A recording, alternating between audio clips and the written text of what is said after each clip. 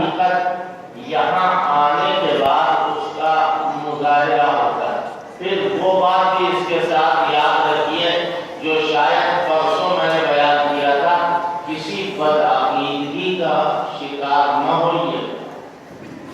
یہ نہ سوچیے گا کہ یہ کعبہ ہے، یہ ملتزم ہے، اور یہ مدینہ ہے، نہ کعبہ ہے نہ ملتزم نہ مدینہ۔ اللہ کا نام لیا جاتا ہے، نہ معلوم کتنے زمانے سے اللہ کا نام لیا جا رہا ہے، لگ بھگ 100 سال ہو چکے، قریب 100 سال ہو چکے اللہ کا نام لیا جا رہا ہے۔ تو اللہ کے نام میں تو برکت ہے ہی۔ اب ایک واقعہ بھی اس کے ساتھ سن لی۔ حضرت مولانا علی میاں رحمۃ اللہ علیہ، اللہ تعالیٰ ان کے درجوں کو بلند ہے، کئی مرتبہ حضرت نے مجھ سے یہ واقعہ بتایا کہ ایک مرتبہ ہمارے صحابہ کا کوئی جلسہ تھا رائے بریلی میں، امام اہل سنت مولانا شکور فاروقی تشریف لے، حضرت مولانا علی میاں حاضر ہوئے اور کہا حضرت آپ تشریف لے آئے ہیں اور ہم چاہتے ہیں کہ آپ تکیے چلیے جہاں مولانا کا قیام ہے۔ حضرت امام اہل سنت نے بہت خوشی خوشی اس کو قبول فرمایا۔ مولانا علی میاں بہت شہید تھے، بہت خوشی خوشی۔ مولانا علی میاں فرماتے ہیں کہ دوپہر میں کھانا بھی گھر پر کھایا اور پھر آرام ذرا دیر کیا اور اٹھ گئے۔ پھر مولانا نے کچھ خطوط دکھلایا جو ہمارے پردادا کے شیخ کے لکھے ہوئے، یعنی حضرت شاہ عبدالسلام حسوی رحمۃ اللہ۔ عصر کی نماز کا وقت ہو گیا، عصر کی نماز پڑھنے جا رہے ہیں تو مولانا علی میاں صاحب نے کہا کہ اس تکیے پر نماز پڑھنے میں اچھا لگتا ہے، ذکر کرنے میں مزہ آتا، قرآن شریف کی تلاوت کرنے کا شوق پیدا ہوتا۔ تو مولانا شکور رحمۃ اللہ علیہ نے فوراً مولانا علی میاں کی طرف دیکھا اور کہا کیوں نہ ہو، تبارک اسم ربک ذی الجلال والاکرام۔ مولانا علی میاں کہنے لگے بالکل مجھے اندازہ نہیں ہے کہ یہ آیت اس مضمون کے لیے پڑھی جا سکتی۔ تو میں نے یہ کیوں کہا؟ اللہ کے نام کی برکت کا انکار نہیں ہو سکتا، اللہ کے نام کی برکت ضروری ہے۔ اب اگر کوئی آدمی اللہ کا نام لے اور غلط طریقے پر لے تو اس کی یاد رکھیے کوئی برکت نہیں۔ اللہ کا نام لیا جائے اللہ کو راضی کرنے کے، قرآن پڑھا جائے، قرآن بھی اللہ کا ذکر ہے، اللہ کا نام، اور دین کی بات کہی جائے، اللہ کا کام ہے، دین کا کام ہے، یہ بھی اللہ کا نام۔ تو یہ جو بات میں نے آپ کے کان میں ڈالی، یہ اس لیے ڈالی کہ میں کہہ آپ سے یہ رہا تھا کہ یہاں آنے والے بے شک صحیح عقیدوں کی طرف ان کی رہنمائی ہو۔ پھر ایک سوال پیدا ہوتا ہے، میرا مزاج نہیں ہے کہ کوئی بات دبا کے ہو، کوئی بات ختم کر کے آدھی بات کہوں کہ مصلحت یہ ہے کہ آدھی بات کہوں اور مصلحت یہ ہے کہ آدھی بات نہ کہوں، یہ میں نے سیکھا ہے، نہ مجھے آتا۔ یاد رکھیے حضرت مولانا ارشد صاحب نے تقریر اور ساری تقریر ان کی اصلاحی تقریر، ہمیں کیا کرنا ہے پیدائش سے لے کے موت تک کا جو نظام زندگی ہے سہل سہل انداز میں انہوں نے بیان کیا۔ یہ ہمارے درسوں کا مقصد ہے، یہ ہمارے درسوں کا مقصد، سنتوں کی ترویج اور اشاعت، یہ ہمارے درسوں کا مقصد ہے۔ اور یاد رکھیے حضور کے طریقے کو جاری کرنا اور حضور کے طریقے کو جاری رکھنا یہی دین ہے۔ لوگ پڑھا رہے ہیں مدرسوں میں بیٹھے ہوئے تو کہے کہ یہ پڑھا ہے، حضور کی تعلیم کے اوپر غرض نہ پڑنے پائے۔ حضور پاک صلی اللہ علیہ وسلم نے جو سبق پڑھایا ہے وہ سبق امت بھولنے نہ پائے۔ یا جماعت میں جو لوگ جا رہے ہیں وہ کہنے کے لیے جا رہے، مقصد تو وہی جو مدرسوں کی تعلیم کا مقصد ہے وہی جماعت کا مقصد۔ اور اگر کوئی یہ کہے کہ نہیں ہے تو وہ جھوٹا ہے، اس کی بات کا کوئی اعتبار نہیں۔ سنتوں کو آگے بڑھانا، ایسی ایسی سنتیں جو مٹ رہی ہیں ان کو جاری کروانا جماعت والوں کا کام ہے، علماء کا کام۔ وہ 6 نمبر جو جماعت والوں کو بتائے گئے وہ اس لیے کہ ہر شخص پڑھا لکھا نہیں ہوتا۔ جو جاہل لوگ آئے، بے پڑھے لکھے آئے، ان کو 6 نمبر بتاؤ کہ تم اسی پر قائم رہو۔ جو عالم آئے گا 6 نمبروں کی تشریح کر دے گا، پورا دین سامنے آئے گا، پورا دین سامنے آ جائے گا۔ لہذا ایسی صورت میں کسی غلط فہمی کا شکار نہ ہوئیے۔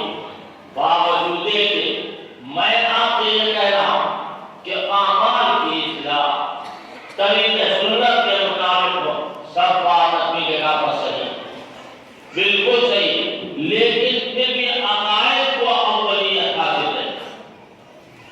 عقائد نمبر 2 کی چیز نہیں ہے۔ 6 نمبر میں توحید ہے یا نہیں؟ 6 نمبر میں توحید ہے یا نہیں؟ یہ توحید کیا ہے؟ عقیدہ ہے یا نہیں؟ اور یہ بھی یاد رکھیے کہ ایک کام ہے کرنے والا، کرو، ایک کام کرنے والا ہے کرو، اور ایک کام نہ کرنے والا ہے نہ کرو۔ کوئی ہے ایسا پڑھا لکھا پوری دنیا میں موجود جو ہم کو یہ سمجھا دے کہ کرنے والے کام زیادہ ہیں یا نہ کرنے والے کام کا؟ کرنے والے کام وہ حدیث پتہ نہیں میں نے آپ کو سنائی نہیں سنا ہے۔ حضور نے فرمایا کلمہ پڑھو، نماز پڑھو، روزہ رکھو، حج کرو، زکات دو، تو اور کچھ کرنے ہیں۔ نفلی طور پر اگر چاہو تو کرو۔ میں آپ سے بتاتا ہوں 3 عقیدے، توحید، رسالت، قیامت، یہ 3 عقیدے معلوم، ماں باپ کی خدمت کرنا، سچ بولنا، نگاہ کی حفاظت کرنا، ساری باتیں یہ کم ہے اور نہ کرنے والی چیزیں زیادہ۔ آدمی باہر نکلنا ہے، کاغذ کی حفاظت کر لو، ایک مرتبہ کر لے، جی نہیں۔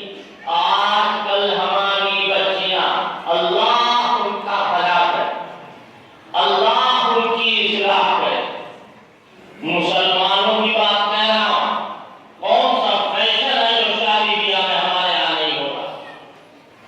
کون سا ایسا منکر ہے جو شادی بیاہ میں ہمارے یہاں نہیں ہو رہا؟ شروع سے آخر تک چلے جائیں اور دیکھتے رہیے۔ ان سے روکنے کے لیے حضرت جبریل دوبارہ بھیجے جائیں گے آسمان سے۔ کون روکے؟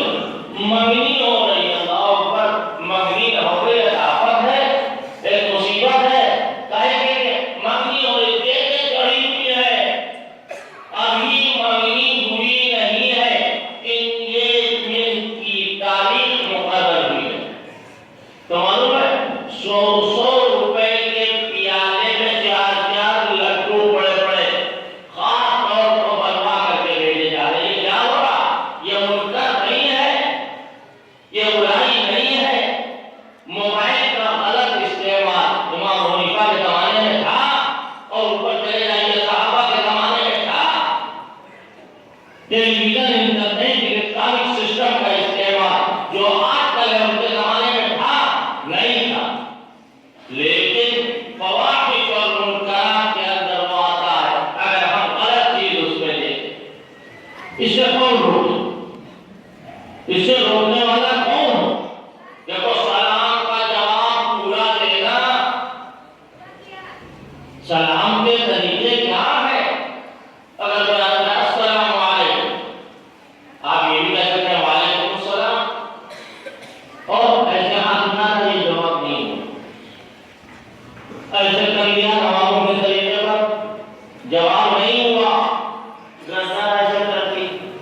بھی جواب نہیں ہوا، وعلیکم السلام کہو۔ اگر سامنے والا کہنا السلام علیکم ورحمۃ اللہ وبرکاتہ، تو آپ کہیے وعلیکم السلام ورحمۃ اللہ وبرکاتہ۔ حضور پاک صلی اللہ علیہ وسلم بیٹھے ہوئے، ایک صحابی آیا، السلام علیکم، آپ نے فرمایا وعلیکم السلام ورحمۃ اللہ۔ دوسرے صحابی آئے، ان کا السلام علیکم ورحمۃ اللہ، حضرت نے جواب دیا وعلیکم السلام ورحمۃ اللہ وبرکاتہ۔ تیسرے آئے، ان کا السلام علیکم ورحمۃ اللہ وبرکاتہ، حضرت نے جواب دیا وعلیکم السلام۔ بس وہ چپ ہو گئے۔ کیا بات؟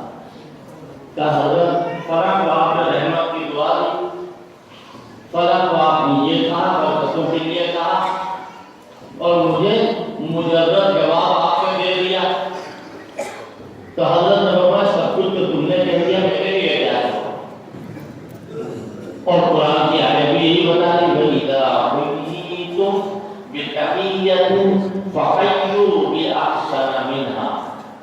اگر تم کو کوئی آدمی سلام کرے تو اس سے اچھا جواب دو۔ اگر ہم نہیں روکیں گے، نہیں بتائیں گے، بری بات پر نہیں روکیں گے، تو کوئی اور نبی آئے گا بتانے کے لیے؟ یہی طریقہ صحابہ سے لے کے آج تک جاری، اور اس کو جاری رکھنا چاہیے۔ آپ کو پتا ہے اگر کسی مسجد میں فضائل اعمال نہیں ہوتی ہے تو میں اپنے سامنے شروع کرو، بزرگوں کی کتاب ہے، اس کے پڑھنے میں انشاءاللہ فائدہ۔ یہاں بیٹھ کر کے حیات الصحابہ کا تذکرہ آپ نے سنا یا نہیں سنا؟ ہم لوگوں کو جب کوئی خاص بات دیکھنا ہوتی ہے تو حیات الصحابہ ہوتا ہے۔ اللہ کے نیک بندوں کا دماغ خرچ ہوا، اللہ کی تعریف جن لوگوں کو حاصل تھی، چاہے وہ حضرت مولانا یوسف ہو یا حضرت جی بڑے حضرت جی حضرت مولانا الیاس ہو، اللہ پاک ان لوگوں کے ساتھ رحمت و غفران کا معاملہ فرمائے اور ان کے مدارج کو بلند کرے۔ بھول گئے حضرت جی کا سبب؟ جی آج کل تو یہ مجمع بہت ہو جائے، مجمع بہت ہے۔ حضرت جی کا سبب کس کو یاد ہے؟ کرتے جاؤ ڈرتے جاؤ، کرنا یاد ہے، ڈرنا نہیں یاد۔ پکے تبلیغی نہیں بن سکتے، کرو بھی اور ڈرو بھی، کرو بھی اور ڈرو بھی۔ یہ میری بات نہیں ہے، حضرت جی کی بات۔ کرتے رہو ڈرتے رہو، یعنی کرنے کے بعد مجھے لائے ہو ہم تو نہیں جائیں گے، ہم جو آپ کے نہ جانے سے کیا ہو جائے گا؟ دین کا کوئی کام نہ رکا ہے نہ رکے گا۔ اگر ہم تبلیغی جماعت کے اجتماع میں نہ جائیں تو یاد رکھو تبلیغی جماعت کے اجتماع کو کوئی نقصان نہیں پہنچا۔ اگر کوئی تبلیغ میں لگا ہوا آدمی یہاں یا کہیں نہ جائے تو دین کے کام کو کوئی نقصان پہنچانے والا نہیں ہے۔ دین کا کام، اس کی حفاظت اللہ کے لیے۔ حضرت جی نے کیا کہا؟ کرتے جاؤ ڈرتے جاؤ۔ جماعت میں جانا اور معاملات کو بھی صحیح رکھنا، جماعت میں جانا اور پردے کا بھی خیال رکھنا، جماعت میں جانا اور پردے کی بھی ادائیگی کرنا، جماعت میں جانا اور ناجائز طور پر پیسہ نہ حاصل کرنا۔ کرتے جاؤ ڈرتے جاؤ۔ جماعت میں جانا وہاں بولنا، جماعت کے اجتماع کو حج کے اجتماع سے بڑا نہ کہنا۔ جماعت میں جانا جو ہے، اجتماع میں شریک ہونا مستحب ہے اور حج کرنا فرض ہے۔ لہذا ایسی صورت میں جماعت میں جانا جو ہے وہ فرض نہیں ہے، یاد رکھیے۔ حج کرنا فرض ہے، حج کا اجتماع دوسری نوعیت کا ہے۔ نہ کتنے آدمیوں کا حج سے زیادہ مجمع ہے،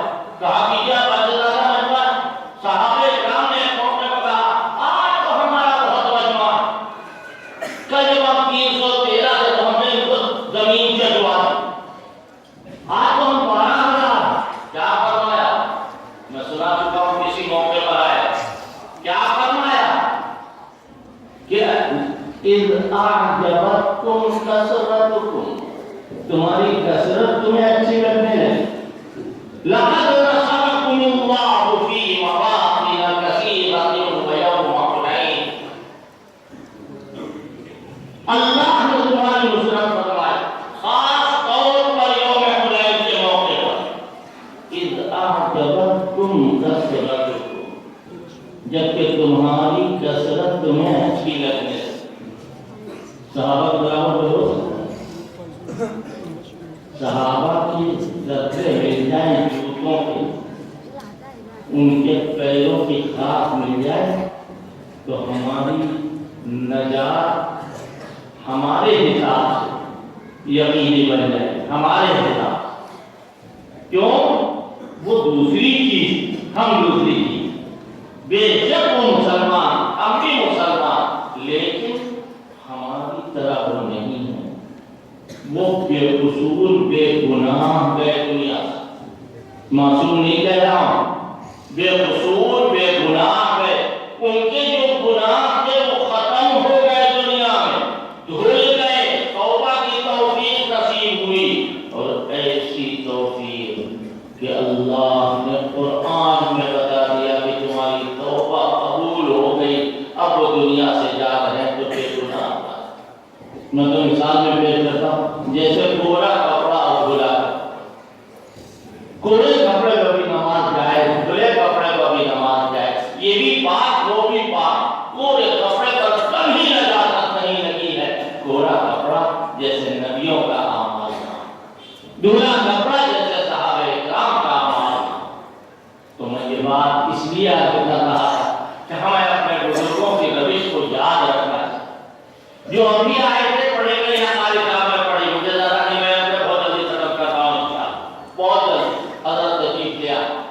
और जो लोग मेरी बात सुन रहे हैं वो जल्दी जल्दी आ जाए कि देखो नबी का दीन असली चीज है। नबी की जात जब हट जाए तो सहाबे इकराम का बुरा हाल हो गया। कोई तड़प रहा है, किसी के मुंह से कभी जा लिया तलवार हाथ में लिए, हज़रत फारूक आज़म कह गए खबरदार, कोई न कहे कि नबी मर गए, नबी चले गए, कोई न कहे। हज़रत उस्मान को जुमला से बहुत तवील किस्सा है, कुछ नहीं बता रहे हैं। तो सहाबे इकराम तड़प रहे हैं, मस्जिद नबवी में कोहराम मचा हुआ है। सिद्दीक़ अकबर आए, कैसे आए, क्या हुआ, सब नहीं बोल रहे। जहाँ हुजूर के पैर रहते थे वहां पे, और क्या कहा, मन कान याबुदु मुहम्मदन फइन्ना मुहम्मदन क़द मात। ऐ लोगों, अगर तुम मोहम्मद के पुजारी थे तो तुम्हारा खुदा गया। कौन कह रहा है? सिद्दीक़ अकबर। मन कान याबुदुल्लाह फइन्नल्लाह हय्युन ला यमूत। अगर अल्लाह की इबादत करते तो याद रखो अल्लाह जिंदा है, कभी नहीं मरेगा।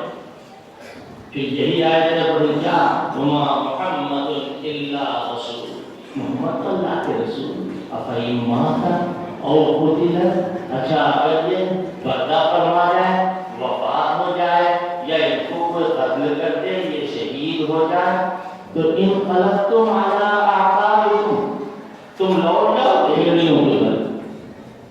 मेरे भाई, दीन के लिए, दीन के लिए दीन का काम करो। ये काम जो हो रहा है ये भी दीन के लिए हो रहा है। जो बात मैंने आपसे कही थी कि मैं आज कहूँगा, सारी बातों में तो आज वो बात जो है वो मिल गई, मुझे याद है नहीं मुझे कहना, लेकिन मैं नहीं कह पाऊंगा। मुख्तसर वक्त है, मौलाना फज़ल साहब बीमार हैं, तशरीफ लाए हैं, हम उनके शुक्रगुजार और उनके लिए दुआ मौलाना फरमाया तवज्जो फरमाइए वरना गाड़ी नहीं चलेगी। मैं उनसे कहता हूँ नब्बी तो अंदर रहेगा सलत भी शफाअतिन, नब्बी तो अंदर रहेगा सलत भी शफाअतिन इलैया कहल्ला नफ्सु रहेगा शफीउहा। हम तो आपकी तरफ देख रहे हैं कि आप तवज्जो फरमाए, आप हमसे कह रहे हैं, हम तो सराफत तवज्जो है आपकी तरफ।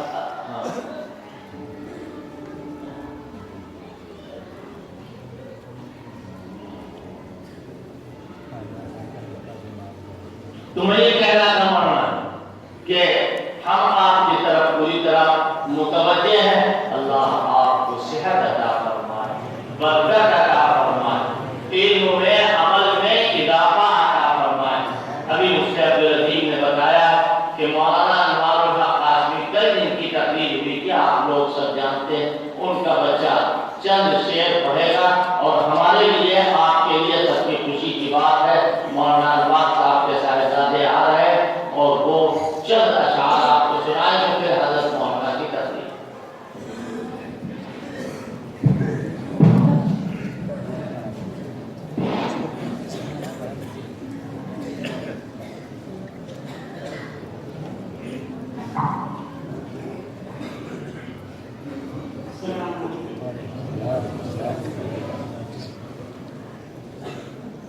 ہر ایک لمحہ عقیدت سلام کرتی ہے، ہر ایک لمحہ عقیدت سلام کرتی ہے، ہر ایک لمحہ عقیدت سلام کرتی ہے، ہر ایک لمحہ عقیدت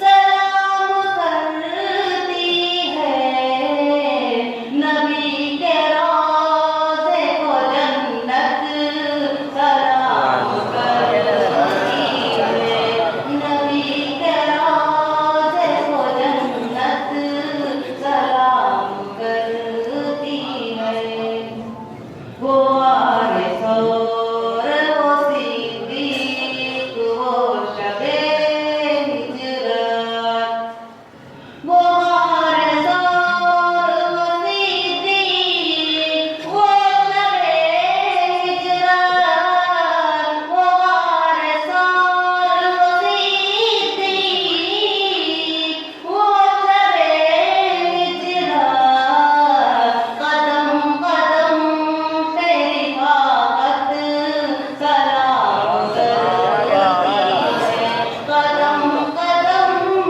پہ رفاقت سلام کرتی ہے، نبی کے روضے کو جنت سلام کرتی ہے، کہیں سے قوم پرستی کی بو نہیں آتی، کہیں سے قوم پرستی کی بو نہیں آتی، کہیں سے قوم پرستی کی بو نہیں آتی، عمر کو شان عدالت سلام کرتی ہے، عمر کو شان عدالت سلام کرتی ہے، نبی کے روضے کو جنت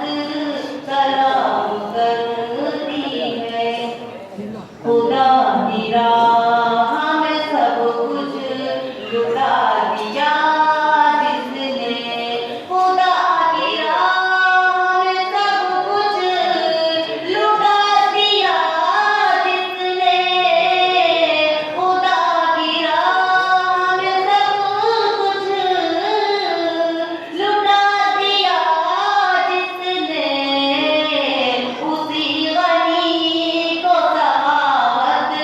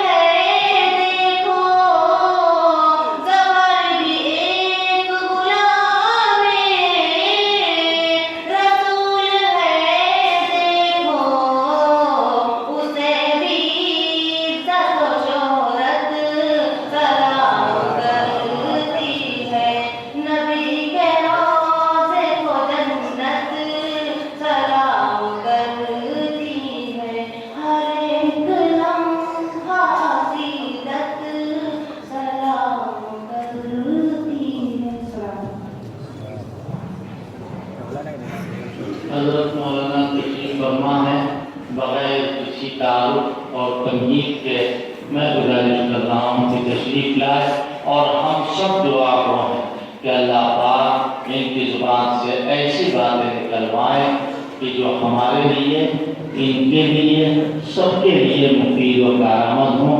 اللہ تبارک و تعالیٰ ان کو شفائے کامل عاجل دائم مستمر عطا فرمائے اور صحت و عافیت کے ساتھ قائم رکھے اور خوب دین کی خدمت میں تشریف لائیے اور اپنے فیوز و برکات عام کریں۔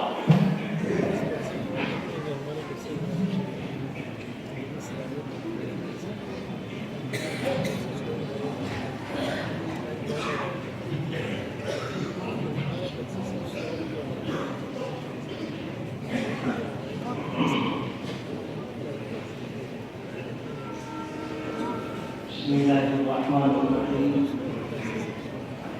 الحمد للہ وکفی والصلاة والسلام علی سید الحبیب المصطفیٰ وعلی آلہ واصحابہ وجوہ الہدی وقادۃ التقیٰ رب اشرح لي صدری ویسر لي امری واحلل عقدۃ من لسانی یفقهوا قولی اما بعد۔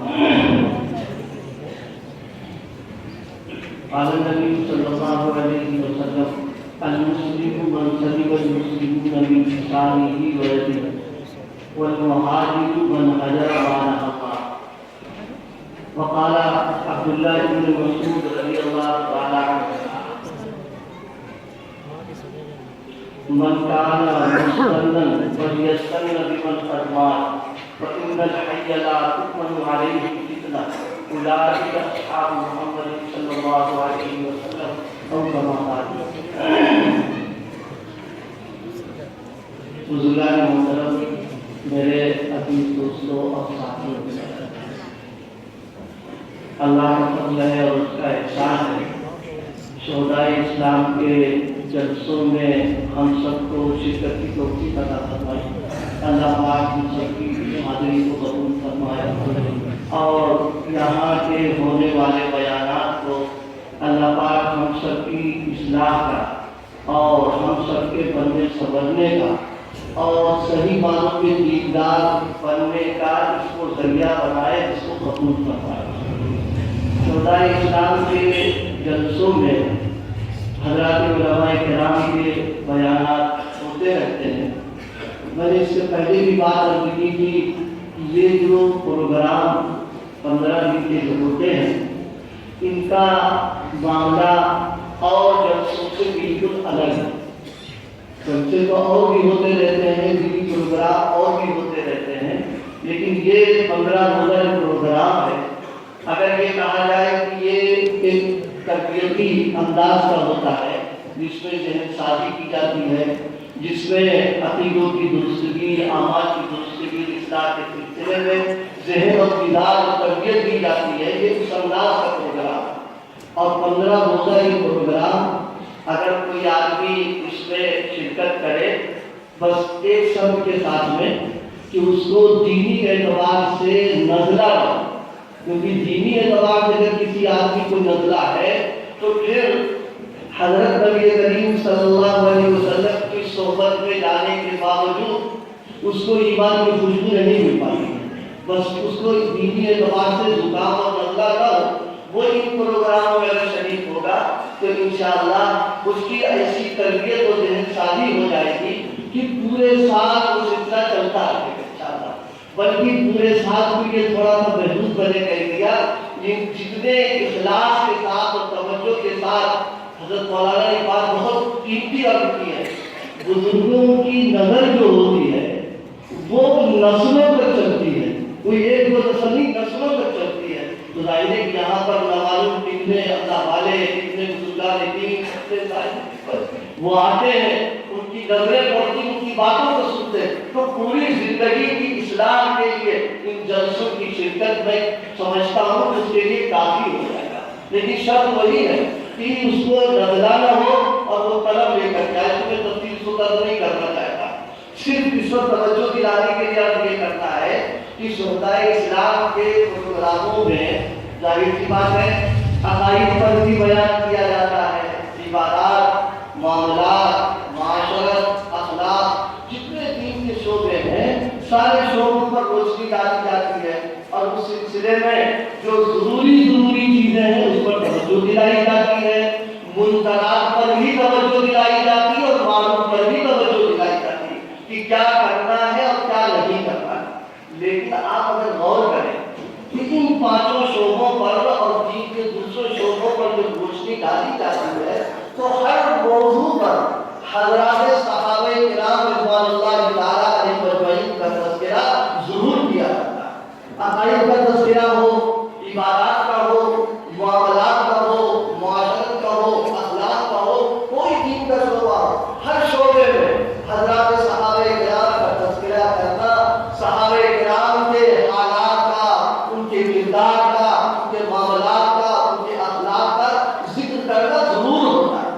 یہ ہمارے لیے ایک قابل فکر چیز ہے اور قابل غور چیز ہے کہ جس موضوع پر بھی بات کرے گی اس موضوع میں صحابہ کرام کا تذکرہ ضرور کیوں کیا جاتا ہے۔ یہ ہمارے لیے ایک ایسی چیز ہے کہ اس پر ہم اگر غور کریں اور سوچیں تو انشاءاللہ ہمارے لیے سیدھے راستے پر رہنا، چلنا، استقامت سب آسان ہو جائے گا۔ ہم لوگ سنتے تو رہتے ہیں اس چیز کو ہے، لیکن میں نے اس پر توجہ دلانے کے لیے عرض کیا کہ یہ ہمارے لیے فکر کی بات ہے، غور کرنے کی بات ہے کہ بیان کرنے والے جو بھی بیان کر رہے ہیں قدر مشترک ہر ایک کے بیان میں حضرات صحابہ کرام کا تذکرہ ضرور ہوتا ہے۔ اور یوں تو صحابہ کرام کا تذکرہ کرنا ایک مومن اور ایک مسلمان کے لیے اس کے ایمان کا حق ہے، اس کا تقاضا ہے کہ ان کا تذکرہ کرے، لیکن ہر موضوع پر ان کا ذکر آنا اس سے ایک بات بہت واضح طریقے پر سمجھ میں یہ آ رہی ہے کہ صحابہ کرام کا رشتہ اللہ کے پیغمبر حضرت نبی کریم صلی اللہ علیہ وسلم سے اور دین سے، اسلام سے، شریعت سے اس انداز پر ہے کہ اگر کوئی آدمی صحابہ کرام کو الگ کر کے اور ان چیزوں کا اگر تصور کرے گا تو وہ نامکمل ادھوری رہے گی اور وہ پورے طور پر کامل نہیں ہو سکتی جب تک کہ صحابہ کرام کا ذکر ان کے ساتھ نہ کیا جائے۔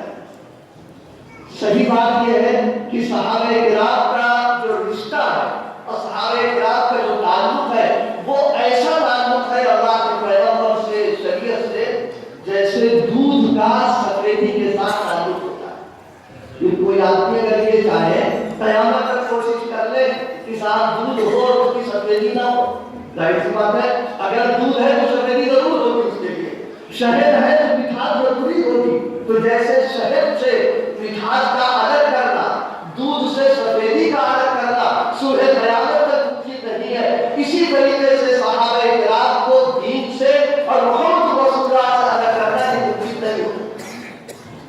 قرآن مجید میں ایک موقع پر اللہ تعالیٰ نے فرمایا، ذکر فرمایا صحابہ کرام کا، محمد رسول اللہ والذین معه اشداء علی الکفار رحماء بینہم، پوری آیت میں صرف ایک ذکر کرنا، حضرت نبی کریم صلی اللہ علیہ وسلم کی نبوت اور رسالت کا تذکرہ کیا کہ حضور کون ہے، رسول اللہ۔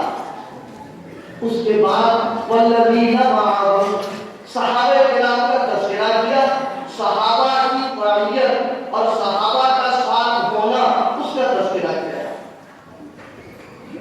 حضور کی رسالت اور نبوت کے ساتھ صحابہ کرام کا جو تذکرہ ہے، اس سے ایک بات جو سب خیال کرنے کی ہے وہ یہ کہ اللہ کے پیغمبر نبی کریم صلی اللہ علیہ وسلم کی نبوت اور رسالت کا گویا اللہ نے دعویٰ کیا، اور ہم لوگ خوب اچھی طریقے سے جانتے ہیں دعویٰ بغیر دلیل کے معتبر نہیں ہوا کرتا۔ اگر دعویٰ ہے تو دلیل اس کے ساتھ ہے، تو رسول اللہ کی رسالت قیامت تک ہے تو صحابہ کرام ان کے ساتھ قیامت تک رہیں گے کیونکہ دعویٰ دلیل کے ساتھ ہوتا ہے۔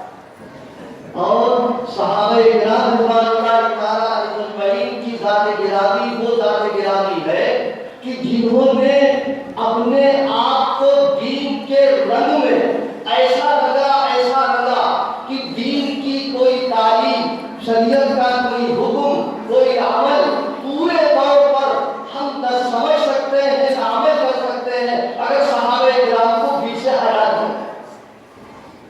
اس سلسلے میں ایک بات پہلے عرض کروں، دین میں دو چیزیں ہیں، ایک ہے کمیت اور ایک ہے کیفیت۔ دین میں کمیت بھی مطلوب ہے اور دین میں کیفیت بھی مطلوب ہے۔ میں ان دونوں باتوں کا بھی عرض کروں گا۔ کمیت اور کیفیت کے لیے میں مثال سے وضاحت کروں آپ سے۔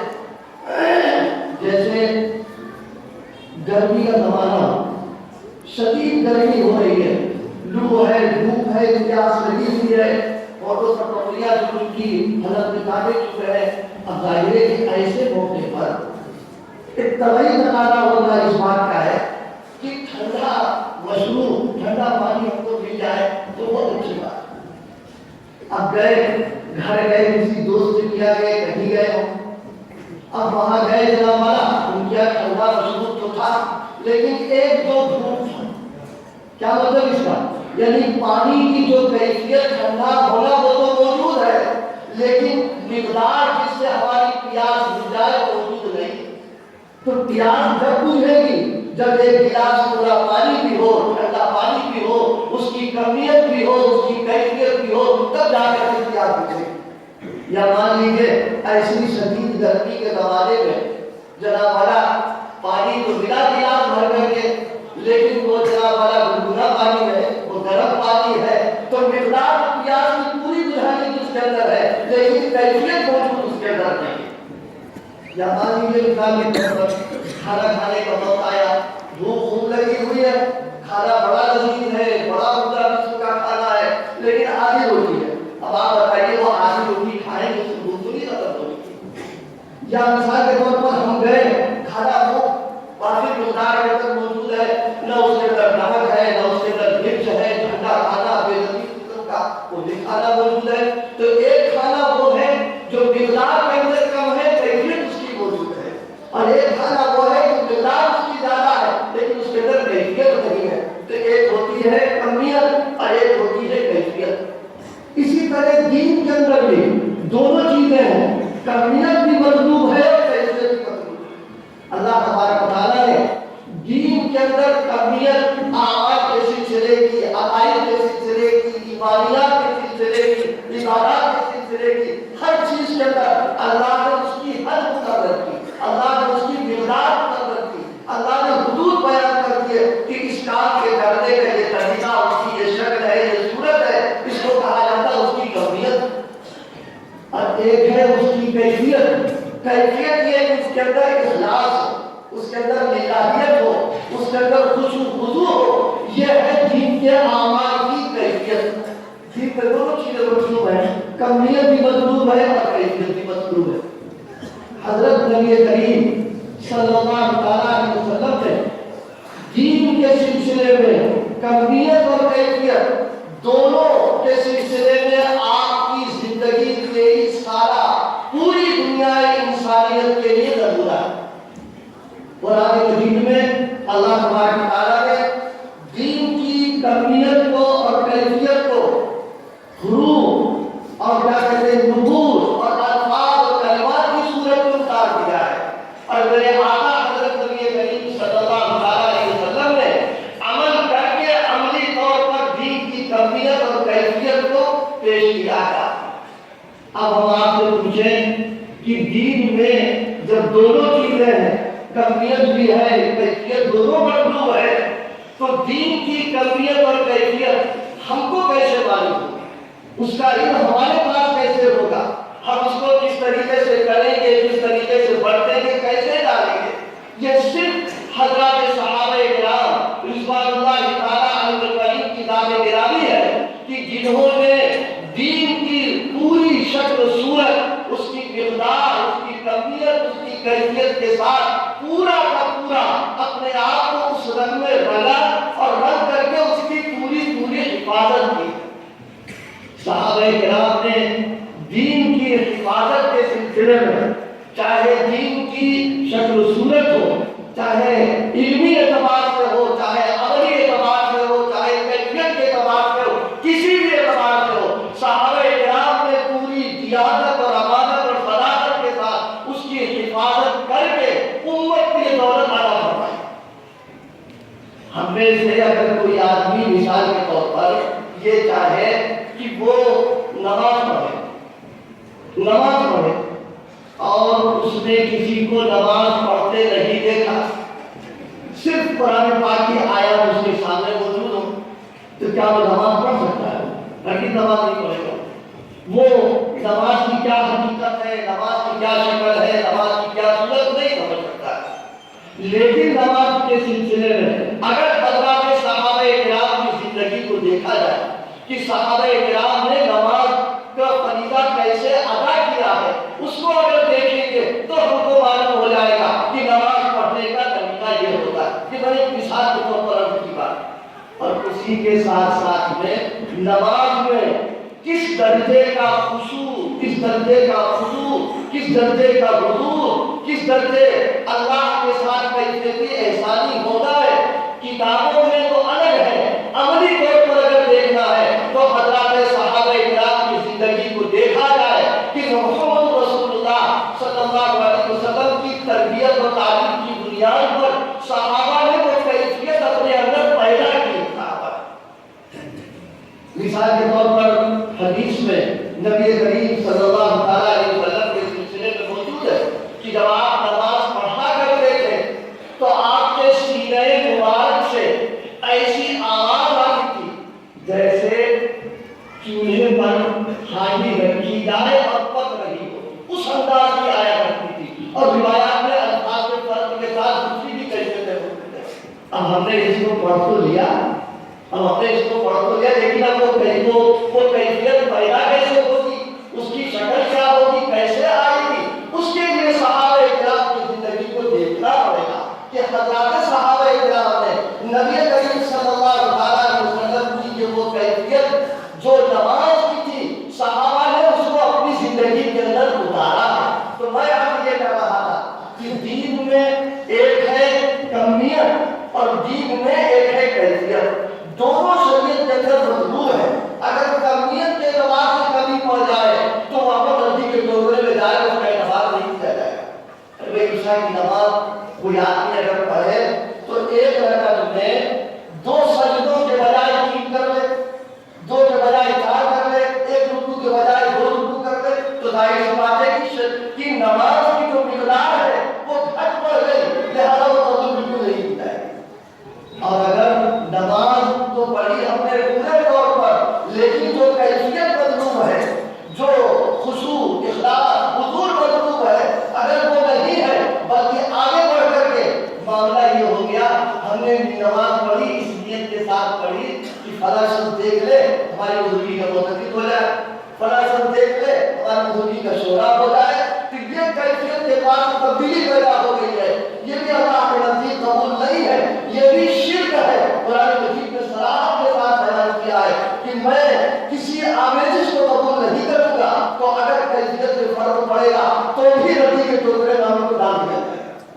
تو کمیت بھی ضروری اور کیفیت بھی ضروری، یہ دونوں چیزیں حضرات صحابہ کرام نے اپنی زندگی کے اندر نبی کریم صلی اللہ علیہ وسلم کی تعلیم، حضور کی تربیت، حضور کی صحبت، حضور کے فیض کی بنیاد کے اوپر ظاہری اور باطنی دونوں اعتبار سے وہ چیز اپنے اندر پیدا کرنی ہوگی۔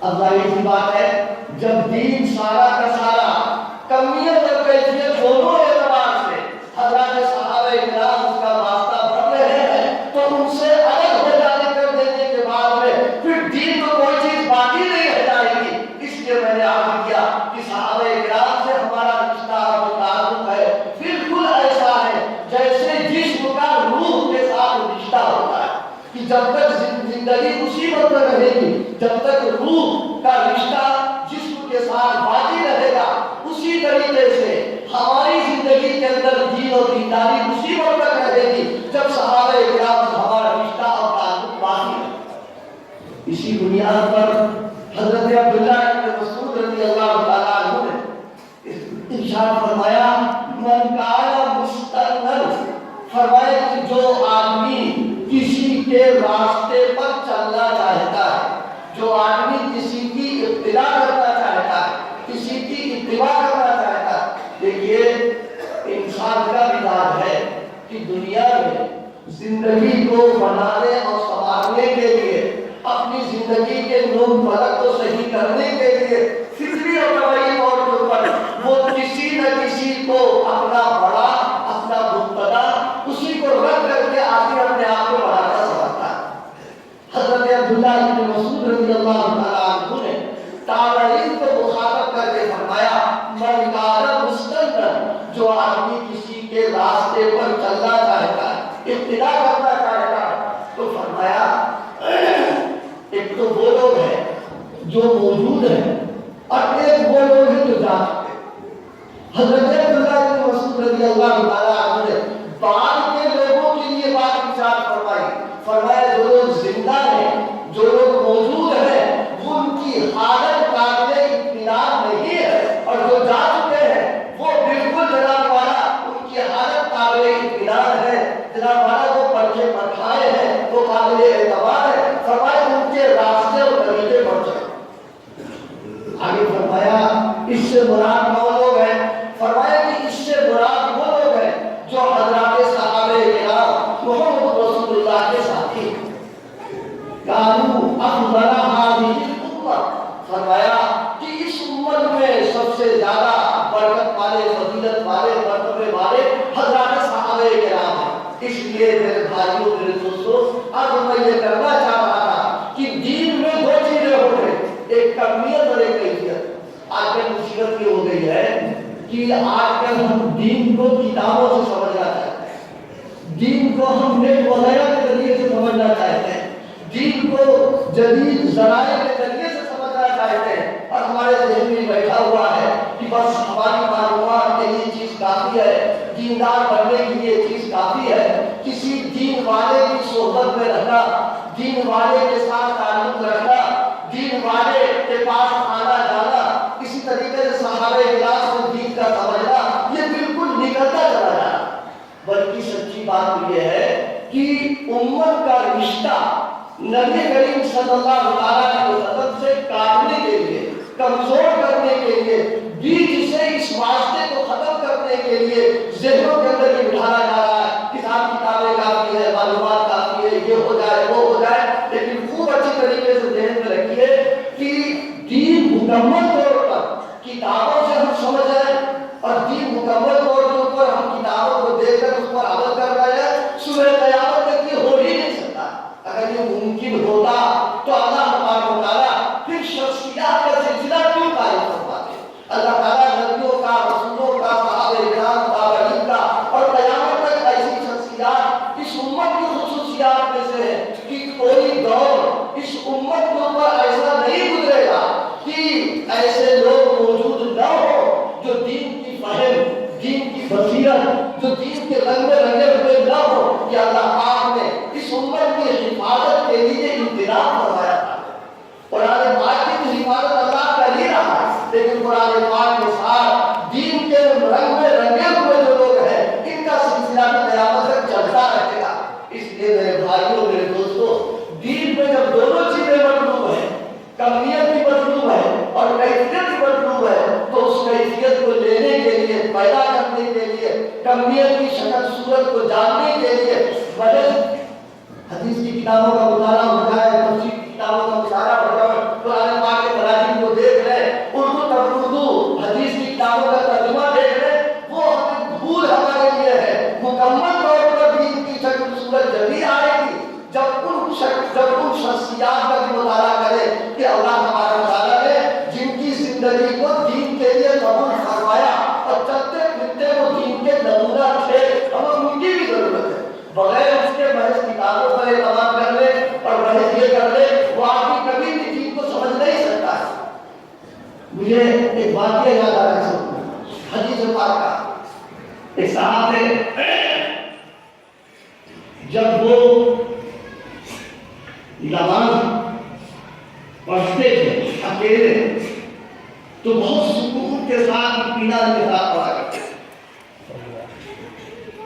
اور جب وہ امامت کرتے تھے تو ہلتے تھے، کبھی آگے کبھی پیچھے کبھی دائیں بائیں۔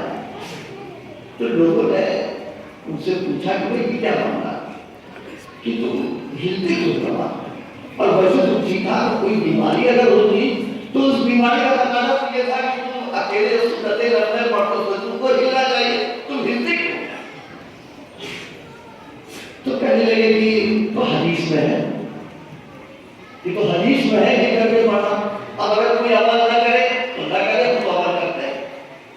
وہ گزر پڑے لکھے قسم کے آدمی تھے۔ یہ واقعہ فردی نہیں جن صاحب کے ساتھ پیش آیا انہوں نے کچھ کو سنایا ہے، تو پڑھے لکھے تھے۔ ایسے لوگ جو اردو ترجمہ دیکھ دیکھ کر کے محقق بن رہے ہیں، وہ اپنے آپ کو سمجھتے ہیں کہ میرے پاس بہت بڑا علم ہے، بہت بڑی فہم ہے، الٹے کہیں کہ تمہارے کچھ پڑھے لکھے بھی ہو تم کی نہیں ہو، حالانکہ وہ باقاعدہ طور پر عالم ہے، علم کی صحبت یافتہ ہے اور جدید تعلیم یافتہ بھی ساتھ ہے۔ تو انہوں نے اپنے آپ کو توازن کا جہاں کچھ اردو کی شکوت تو ہے ہمارے اندر، انگریزی جانتے تو نہیں ہے، تو اب یہ سمجھے کہ بالکل جاہل قسم کا آدمی ہے اور اس پر سوال ہو گئے کہاں سے میں کتاب دکھاؤ، کس کتاب میں لکھا ہوا ہے؟ چنانچہ وہ کتاب لائے، لانے کے بعد اس میں ایک روایت ہے، مرحمہ منکم، حضور اکرم علیہ السلام نے ائمہ کو، امامت کرنے والوں کو آپ نے ہدایت دی کہ دیکھو امامت کا منصب ایسا ہے کہ تم جب اس منصب پر آؤ تو موقع محل کا خیال رکھ کر کے تم نماز پڑھے، فَلْيُخَفِّفْ صَلَاتُهُ کے بعد آپ نے ارشاد فرمائے، کیونکہ اس میں بوڑھے بھی ہوتے ہیں، مسافر بھی ہوتے ہیں، کمزور بھی ہوتے ہیں، اب ہمارا ہم کو شوق ہے، کچھ وضو ہے، ہم نے سورہ بقرہ شروع کر دی، اب ذرا ہمارے مقدمے کو پریشانی ہو رہی اس کے اندر، تو انہوں نے ترجمہ لا کے دکھایا، اس ترجمہ لکھا ہوا تھا کہ تم میں سے کوئی آدمی جو امامت کرے وہ نماز ہلکی پڑھے، وہ پڑھ رہے تو وہ ہل کے پڑھے۔ جب ان کی اردو دانی کی بات تھی تو انہوں نے کہا اللہ کے بندے اس کو کسی سے تم نے سمجھ لیا ہوگا کہ یہ لفظ ہلکی ہے یا ہل کے ہے، وہ تو بس ذرا سے ایک تھوڑی سی غلطی ذرا والا کسی سے کتاب کو سمجھا نہیں انہوں نے، اس بنیاد کے اوپر نمازوں اپنی نمازوں میں کتنا سختی انداز کیا، مستقبل کی نماز میں کراہت یقیناً پیدا ہو گئی ہوگی کہ بے ضرورت آدمی حرکت کرے، اس سے نماز میں کراہت پیدا ہوگی، بلکہ بعضی صورتوں میں نماز تو خراب ہی ہو جاتی ہے اس کے اندر۔ اور محدثین نے بات کیا اور لکھا، یہ جو اپنے علم پر اور اپنی معلومات کے اوپر جو لوگوں کا معاملہ ہے، یہ خود لوگ گھاس اور پودے کی طریقے سے ان کی کوئی اوقات نہیں ہوتی۔ اسی لیے نبی کریم صلی اللہ علیہ وسلم نے ایک موقع پر ارشاد فرمایا، یا ایھا الناس تعلموا، صحابہ کو مخاطب کر کے خاص طور پر فرمایا کہ صحابہ کرام تم علم و دین کو حاصل کرو۔ آگے فرمایا انما العلم بالتعلم، فرمایا کہ علم وہ معتبر ہوگا جو نبی کے وارثان کے ذریعے سے علم حاصل کیا جائے گا۔ علامہ کرمانی نے اس حدیث کا مفہوم بھی بیان فرمایا، علم وہ معتبر ہے، علم وہ مستند ہے جو نبی کے وارثین یعنی علماء، صحابہ، تابعین، تبع تابعین، محدثین، فقہاء، فرمایا کہ ان کے ذریعے سے جو علم آئے گا وہ علم تو معتبر ہے، لیکن جو علم کے ذریعے سے نہ آئے گا وہ بس ایک ذہنی عیاشی تو کہہ سکتے ہیں اس کو، لیکن اس کو دین کا علم نہیں کہا جائے گا۔ تو میں آپ کو کہہ رہا تھا کہ وہ ایک محدث صاحب کے سلسلے میں ہے ہو جاتا بار بار کہ جب وہ استنجا کرنے کے لیے جاتے تھے تو آ کر کے وضو کرتے تھے، ان کی نماز پڑھا کرتے۔ ان کے شاگرد تھے، انہوں نے دیکھا کہ عجیب عمل ان کا ہے، بھائی بالکل تو دن میں ایک بار پڑھی ہے کہ عشاء کے بعد ہوتی ہے، اور یہ حضرت جب دن میں جا رہے ہیں آپ وضو کر رہے ہیں اور جناب ان کی نماز پڑھ رہے ہیں، تو پوچھا کہ حضرت یہ کہاں حدیث میں لکھا ہوا ہے؟ فرمایا ارے من استجمر فلیوتر، اس کے کئی مطلب ہیں لیکن ایک مطلب جو اس موقع کے اوپر ہے، کہا کہ حضور اس کا مطلب یہ نہیں ہے، اس کا مطلب یہ ہے کہ جب تم قضائے ضرورت کے لیے جاؤ، بول و برات کے لیے جاؤ اور دینے سے استنجا کرنے کی نوبت آئے تو طاقت کا خیال رکھنا، ایک ہو، تین ہو، پانچ ہو، یہ ہے اس کا مطلب۔ یہ مطلب نہیں ہے کہ جناب والا جب آپ آئیے تو دن کی نماز پڑھیے، یہ مطلب نہیں اس کا ہے۔ تو بات یہ کہہ رہا تھا بھائی کہ دین کی کمیت اور کیفیت دونوں مطلوب ہے، اور یہ اسی وقت حاصل ہو سکے گی جب نبی کریم صلی اللہ علیہ وسلم کی صحبتوں میں، تعلیم و تربیت میں رہ کر جن شخصیات نے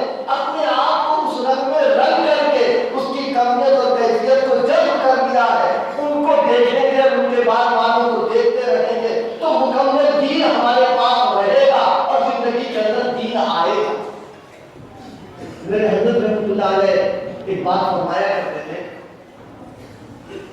کہ دین کے سمجھنے کے سلسلے میں صحابہ کی ضرورت پر ایک موقع پر بہت اچھی ایک بات ارشاد فرمایا کہ دیکھو اگر کسی آدمی سے یہ کہو کہ پانی لاؤ، پہلے تو پانی لاؤ، یہ عام فہم جملہ بھی ہے اور اگلا آدمی سمجھے گا بھی کہ بھائی کس سے پانی مانگا جاتا۔ فرمایا کہ نہیں، ابھی بات پوری نہیں ہوئی، پانی لاؤ کا مطلب کیا ہے؟ فرمایا کہ کہنے والے کی جو حالت ہے اس حالت کو دیکھ کر کے فیصلہ کیا جائے گا کہ پانی لانے کا کیا مطلب ہے۔ پانی لاؤ کہا، اب وہ نہانے جا رہا ہے تو اس کی نہانے کی جو حالت ہے وہ یہ بتا رہی ہے کہ اب ایک گلاس پانی نہیں مانگ رہا، ایک لوٹا پانی نہیں مانگ رہا، وہ ایک بالٹی پانی مانگ رہا اور غسل کرنا۔ اور اگر وہ وضو کرنے جا رہا اور کہا کہ پانی لاؤ، اب اس کا مطلب یہ نہیں ہوگا کہ وہ وضو کرنے کے لیے لگا کہ ایک لوٹا پانی لے کر کے آؤ۔ اگر کہیں کھانا کھانا اور گرمی سے باہر آ گیا تو اب مطلب یہ نکلے گا کہ لوٹا اور بالٹی کی ضرورت نہیں، ایک گلاس پانی پینے کے لیے بات رہا۔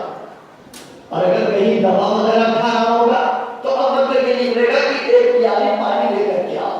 یہ پانی لاؤ ایک مختصر سا جملہ ہے، لیکن موقع اور محل کے اعتبار سے معنی تبدیل ہوتے چلے جا رہے ہیں کہ بالٹی کا پانی ہے، لوٹے کا پانی ہے، ایک گلاس پانی ہے، کیا ایک کپ پانی ہے۔